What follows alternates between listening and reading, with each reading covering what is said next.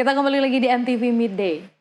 Pemirsa, di tengah menjamurnya industri batik printing yang murah di pasaran, sebuah sentra batik di Ponorogo, Jawa Timur masih mempertahankan produksi batik tulis dengan motif Ponorogo kuno yang sudah hilang di pasaran. Dan tidak hanya mempertahankan motif pakem lama, penjualan batik tulis tersebut bahkan tembus pasar internasional.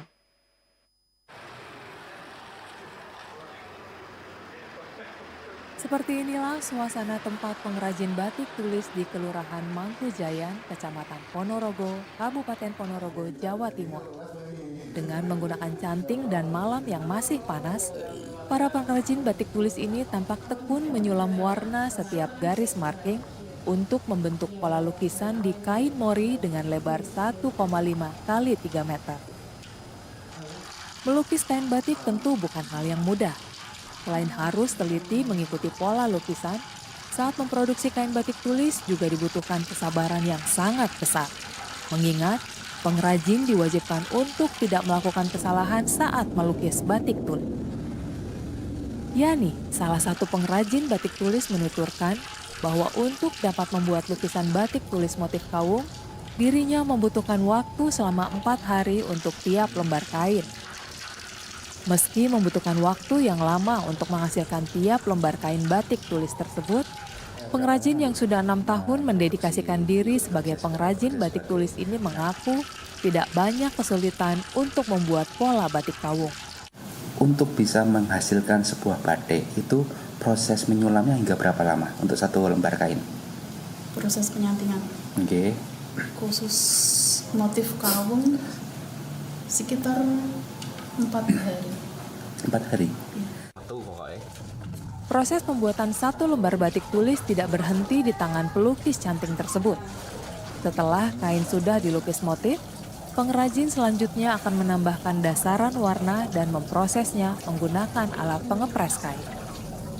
Setelah selesai, tiap lembar kain kemudian akan dicuci menggunakan air yang banyak untuk membersihkan kain batik dari sisa malam atau lilin sebelum dikeringkan.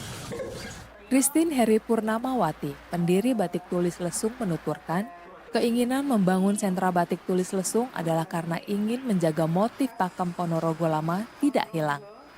Christine menuturkan, saat ini banyak pengrajin batik tulis di Ponorogo memilih memproduksi batik tulis motif kontemporer hingga mulai meninggalkan motif pakem lama yang menjadi ciri khas Ponorogo.